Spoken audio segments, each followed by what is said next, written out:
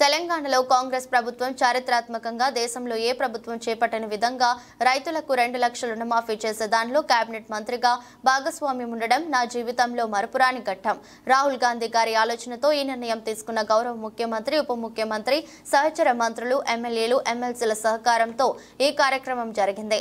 రైతన్నలంతా ఈ రాష్ట్ర అభివృద్ధిలో మరింత పంటల ఉత్పత్తి ద్వారా ఆర్థికంగా ఎదగడానికి రుణమాఫీ ఎంతగానో ఉపయోగపడుతుంది. రైతన్నలందరికీ హృదయపూర్వక శుభాకాంక్షలు. తెలంగాణ రాష్ట్ర కాంగ్రెస్ ప్రభుత్వం చారిత్రాత్మకంగా దేశంలో ఏ రాష్ట్రము చేపట్టని విధంగా రైతులకు 2 లక్షల రూపాయల రుణమాఫీ చేసే దానిలో కేబినెట్ మంత్రిగా భాగస్వామ్యం ఉండడం నా జీవితంలో ఒక మరపురాని ఘట్టం.